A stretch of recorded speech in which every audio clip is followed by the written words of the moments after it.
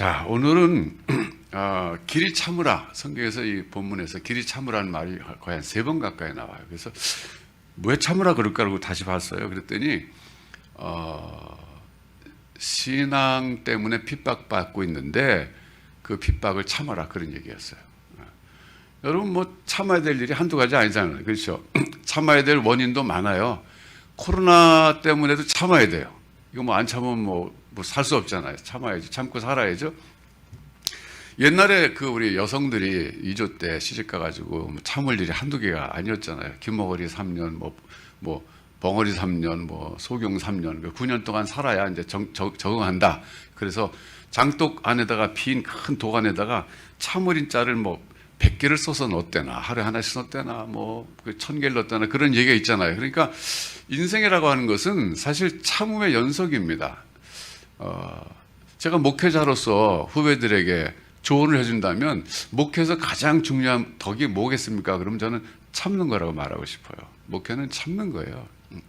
그래 열매가 맺힙니다. 오늘 본문에도 그렇게 얘기했어요.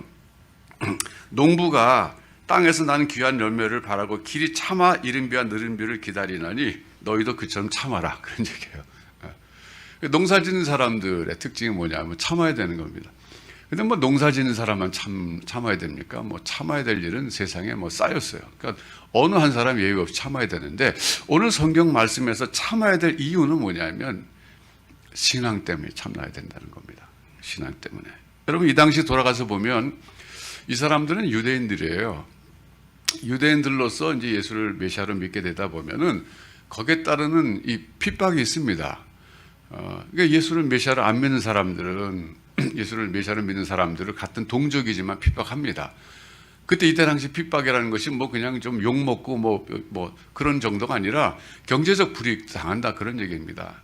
여러분, 이 사람들의 그 특징은 공동체가 굉장히 결속되어 있잖아요. 상업적으로도. 그러다 보니까 거래를 끊어버릴 수 있잖아요. 그럼 당장 경제적 손실이 오면은 이거 보통 고통이 아니죠. 이 사람들의 그 핍박이 신앙 때문에 왔다는 것을 우리가 알 수 있는 실마리가 있는데 10절입니다.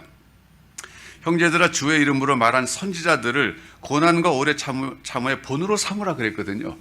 그러니까 너희들이 지금 당하는 고난은 옛날에 선지자들이 당한 고통과 똑같은 것이다.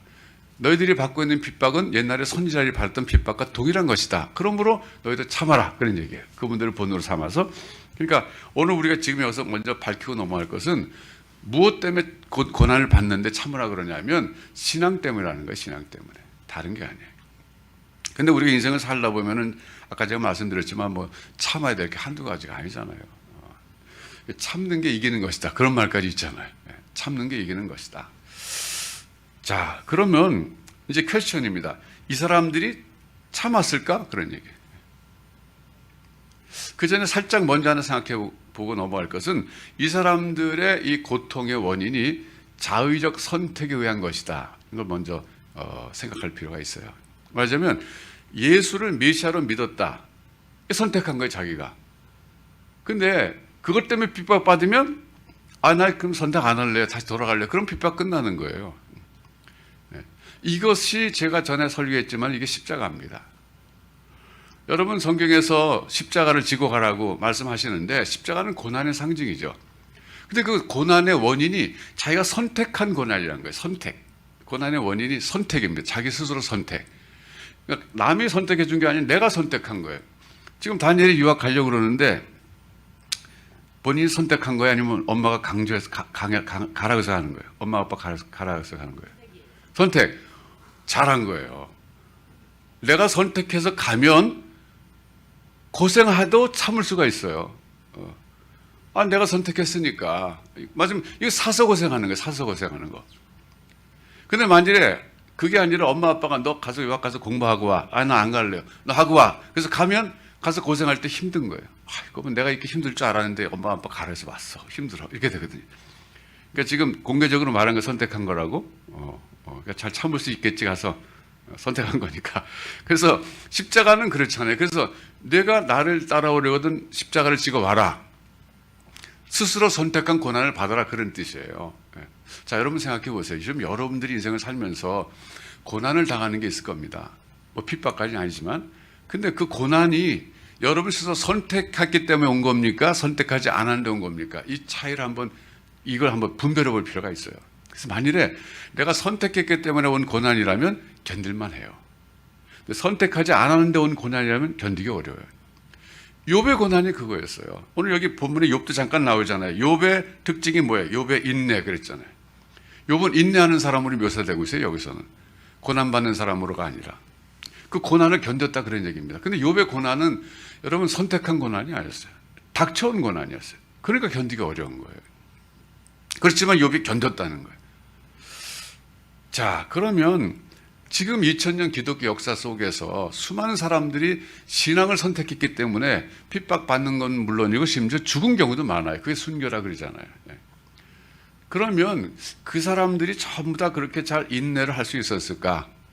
마지막까지 참을 수 있었을까? 그게 오늘 우리 생각해 봐야 될 질문입니다. 퀘스천이에요. 이 질문에 대해서 일찍이 존 칼빈이죠. 그러니까 프랑스 사람이니까 이걸 종이라고 그래야 되나 깔뱅이라고 그러는데 영어로 이제 존 칼빈이라고 그러죠. 이 사람이 대답한 게 있습니다. 뭐냐면 끝까지 견딘다라고 대답했어요. 그게 이제 유명한 칼빈주의 5대 교리에 나오는 항목입니다. 자, 한번 좀 보여주시죠. 그 칼빈주의 5대 교리.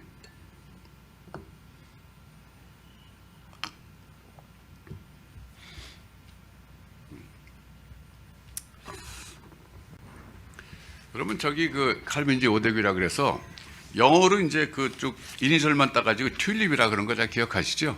튤립. 기억하기 좋게 저렇게 워드 플레이 한 건데 첫 번째가 뭐냐면 토탈 디프라비티, 그러니까 전적 타락이라는 거예요. 인간은 부분적 타락한 게 아니라 전적 타락이에요. 그러니까 전적 타락은 쉽게 말하면 이런 컵이 있는데 컵이 이제 이게 유리컵이 아니지만 유리컵에 여기 물이 있는데 여기다가 먹물을 딱 떨어뜨리면요 전체적으로 쫙 퍼져나가잖아요. 그 쫙 퍼져나가서 전체적으로 남김없이 다 타락했다. 이게 전적 타락이에요. 그러니까 먹물이 퍼져나가다 어디서 딱 멈출 수는 없잖아요. 이 컵 안에니까 다 전체적으로 타락하게 되잖아요. 시커멓게 되잖아요. 그걸 전적 타락이라 그러는데 우리 이제 20대 때 한창 이제 교회 안에서 평신도로서 신학적 논쟁 아니지만 신학적 주제를 가지고 토론할 때 그럼 사탄과 인간의 차이점이 뭐냐 이거예요. 사탄은 더 타락했고 인간도 타락했는데 어느 정도냐 그럼 그 똑같은 차이가 있느냐 그랬을 때 이렇게 비유적으로 설명을 들었던 것 같아요. 사람은 먹물을 컵에다가 하나 떨어뜨렸다면 사탄은 먹물 자체다 이렇게 그렇게 이야기하고 넘어갔던 기억이 있어요. 어쨌든 그것도 참고가 되는 그런 이야기입니다. 그래서 부분적 타락이 아니라는 거예요. 그다음에는 unconditional election인데 이건 하나님의 선택이라는 그 단어가 있어요. 개념. 선택. 이건 뭐냐면 하나님이 선택한 사람이 있다는 거예요.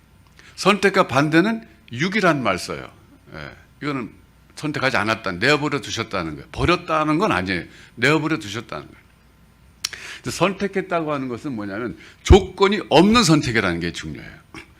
그러니까 말하자면 그 사람의 뭐 성품이 좋다. 저 사람 참 착하다. 그게 아니라 하나님은 그런 조건 없이 그냥 무조건적 선택하셨다는 거예요.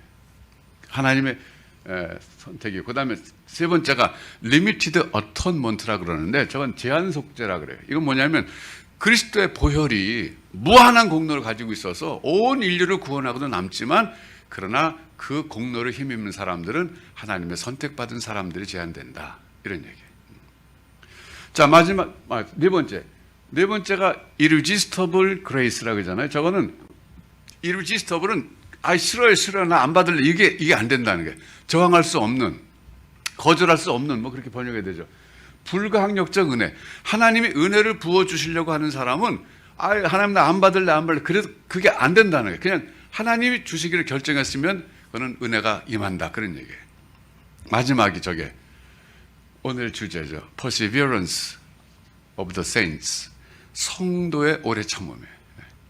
Perseverance가 저게 인내잖아요. 인내. 그러니까 성도의 인내. The Saints가 뭐 거룩한 뭐 성인 그게 아니라 모든 성도들을 가리키는 말인데 이 성도의 오래 참음. 저게 뭐냐면요.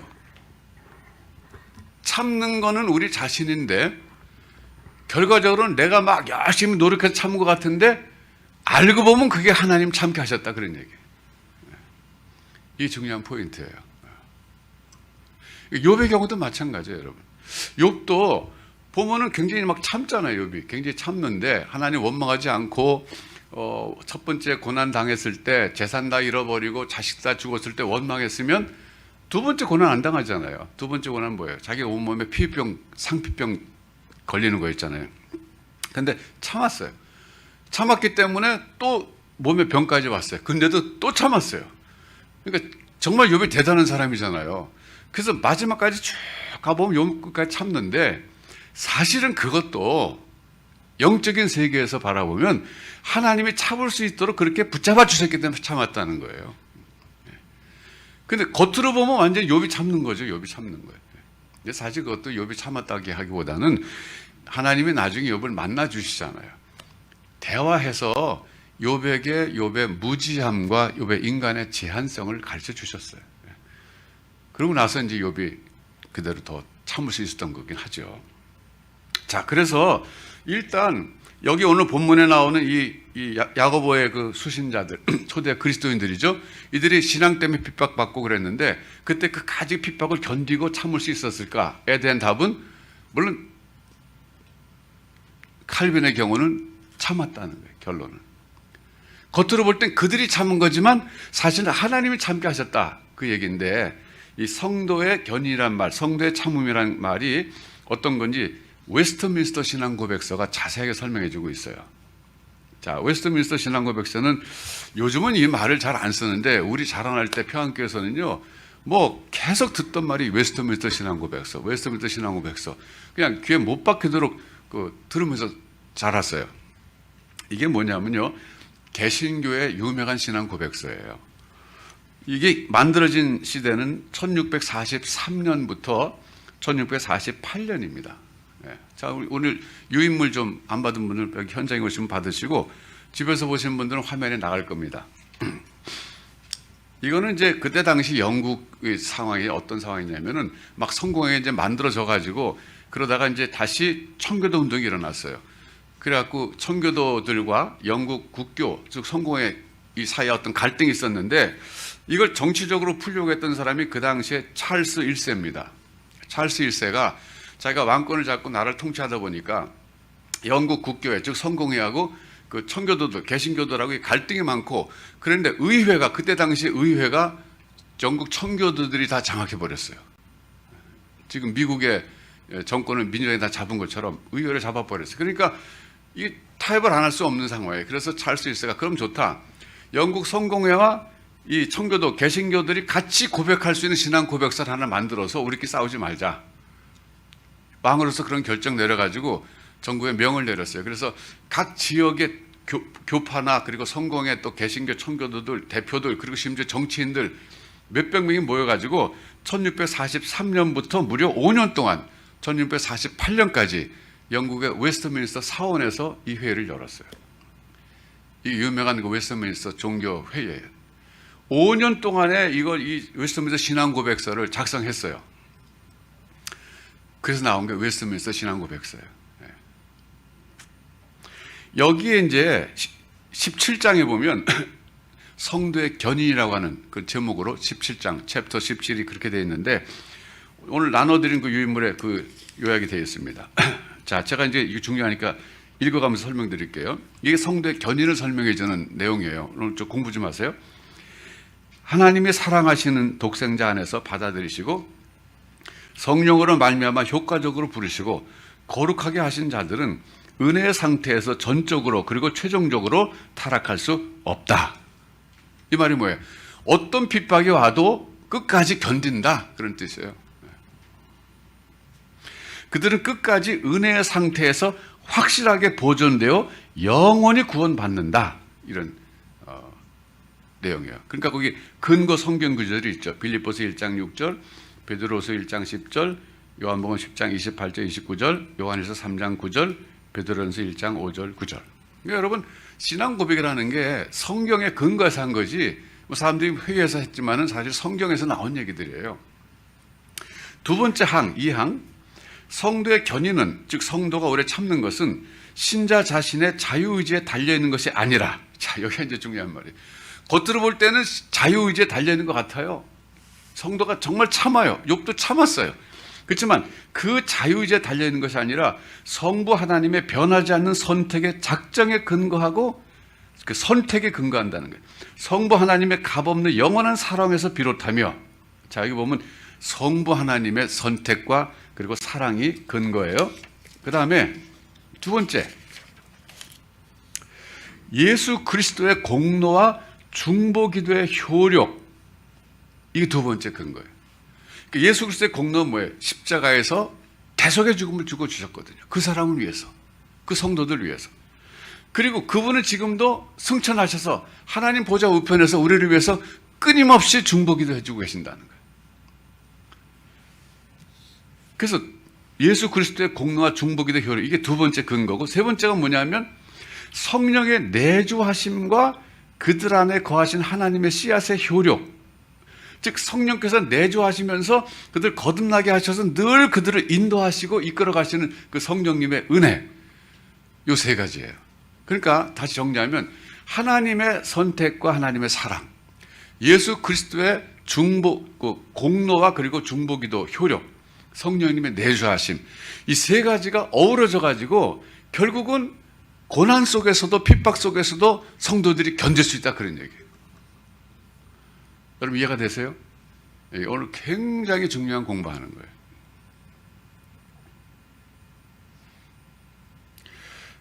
그리고 그 다음에 나오는 게 그리고 은혜 언약의 본질에 달려있다. 결국 뭐냐면요, 그 모든 것들, 즉 하나님의 선택과 사랑과 그리스도의 공로와 중보기도, 성령이 내주하신 모든 것들이 결국 은혜 언약이라는 거예요. 이것이 은혜 언약에서 기인한 것들이다. 그랬대. 은혜 언약의 상대는 뭡니까? 행위 언약이거든요. 그러니까 은혜 언약이라고 하는 것은 일방적으로 은혜를 베풀어 주시겠다고 언약을 맺으신 거예요. 이 모든 것으로부터 구원의 확실성과 무엇성이 생겨난다. 자, 여러분 이제 우리가 구원의 확신 그러는데, 우리가 구원의 확신을 어떻게 가질 수 있습니까? 가장 기본적으로는 성경 말씀에 요한일서 5장 11절, 12절, 13절, 하나님의 아들이 우리 안에 있으면 우리는 생명을 얻고, 없으면 아들이 없으면 생명이 없다. 그러면서 이제 거기서 간단하게 구원의 확신 같지만 사실은 깊이 있는 얘기는 바로 이런 얘기예요. 그런 아들이 있는 자에게는 왜 이렇게 생명이 있고 영혼이 있고 구원받느냐면 하나님의 선택과 그리고 예수 그리스도의 공로와 그분의 중보기도와 성령의 내주하시면서 인도하심, 이런 것들 때문에 결국 구원의 확신을 우리가 가질 수 있다, 그런 얘기예요. 자, 이제 사망이 재밌어요. 그런데 사망을 잘 보셔야 돼. 그러나가 나요. 그러나 신자들은 사탄과 세상의 유혹, 그들 안에 남아있는 죄의 위력, 견인의 수단들을 소홀히 여기는 태도. 여기 견인의 수단, 견인 좀 말이 이상해. 무슨 견인차 같은데 그냥 인내죠. 인내의 수단이 있는데 뭐냐면 구체적으로는 순종하는 것, 그러면 절제하는 것, 그리고 기도하는 것, 이런 수단들을 소홀히 여기는 태도, 즉 순종하지 않고 절제하지 않고 기도하지 않을 때 심각한 죄를 저지를 수 있다. 한동안 그런 상태에 계속해서 머물 수도 있다. 이로 인해 그들은 하나님을 슬프시게 하고 자신에게 주어진 은혜와 위로 중 일부를 잃고 마음을 강팍하게 만들며 사람들에게 비방할 거리를 주며 양심에 상처를 입게 되며 다른 사람에게 상처를 입히고 넘어지게 만들며 자신들에게는, 그 다음 말이 중요해, 일시적인 심판을 자초한다. 영원한 심판이 아니라 일시적인 심판을 스스로 초래할 수 있다. 이게 뭐예요? 비록 선택받았다 할지라도 일시적으로 타락해서 고통을 받고 심지어 다른 사람에게 상처를 주며 하나님 앞에서 일시적 심판을 받아서 고난을 당할 수도 있다, 그런 얘기예요. 이 일시적인 말이, 일시적이라는 단어가 중요해요. 자, 여기서 우리가 한 가지 이제 찾아볼 성경 구절이 있는데 히브리서 6장 4절부터 6절입니다. 히브리서 6장 4절부터 6절.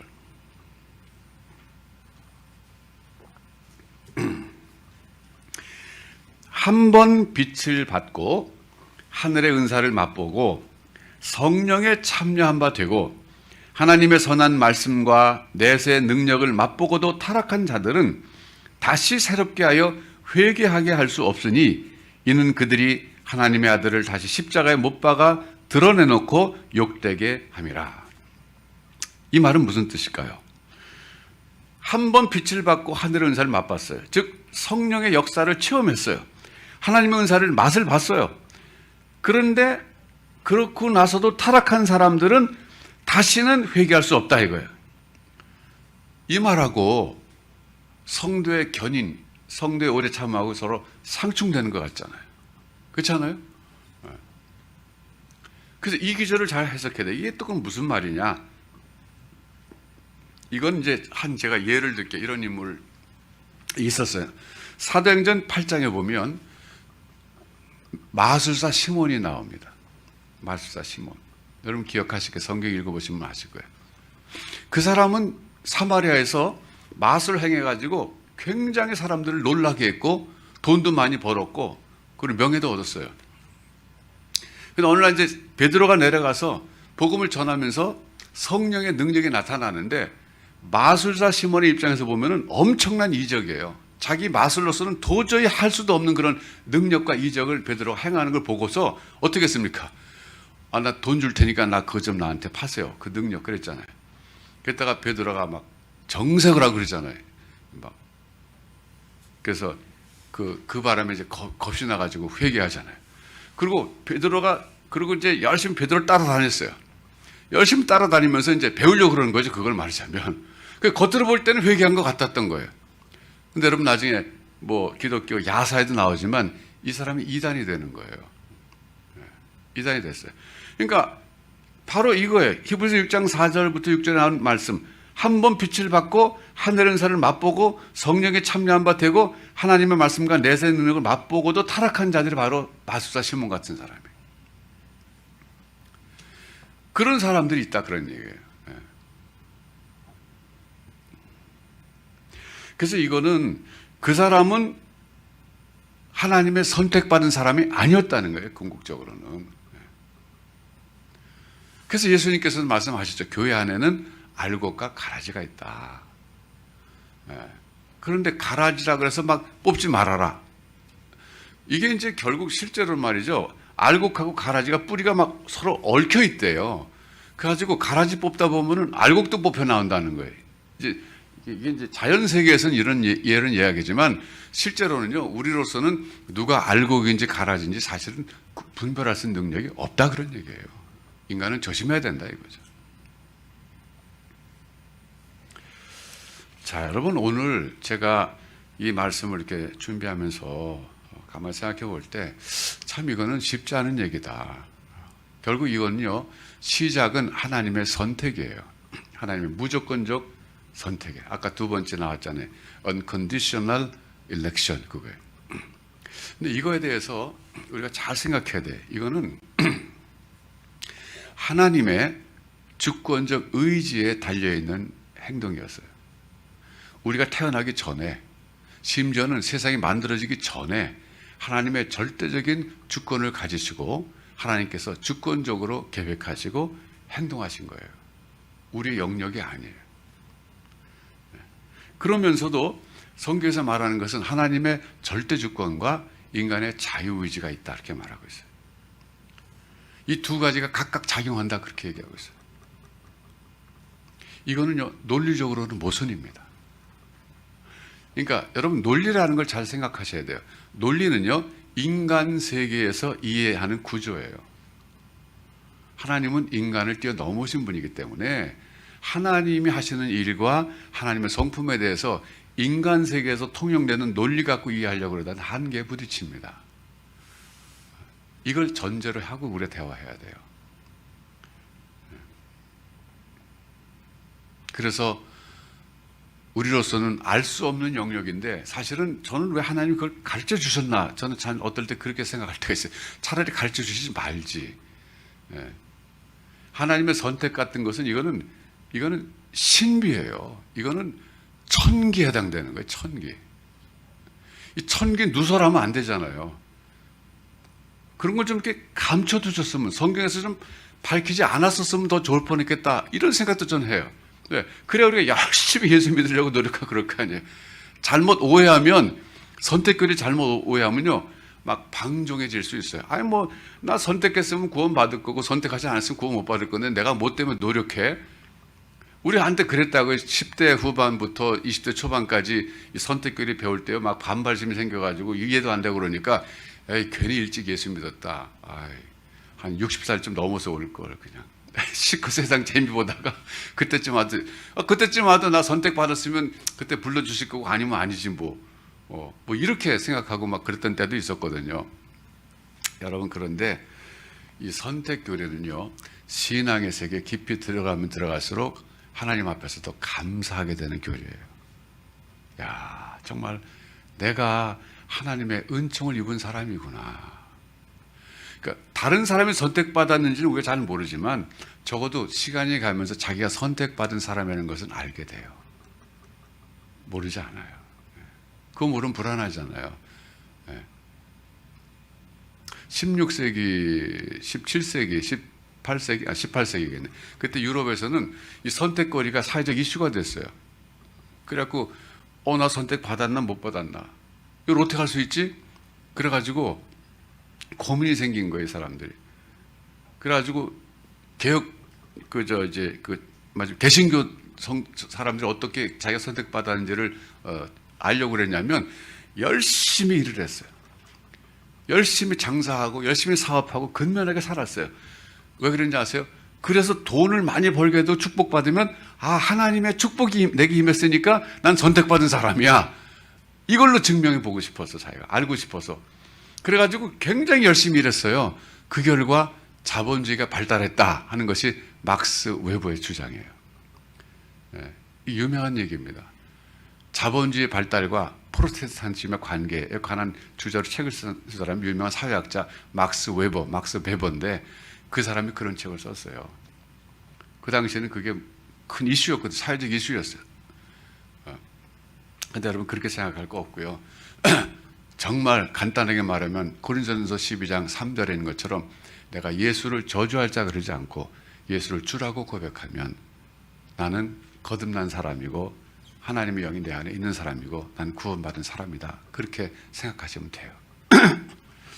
오늘 다소 딱딱한 얘기 같지만 이게 우리에게 사실 큰 힘이 됩니다. 왜냐하면 내가 인생을 살면서 정말 신앙까지 포기해버리고 싶을 때가 있어요.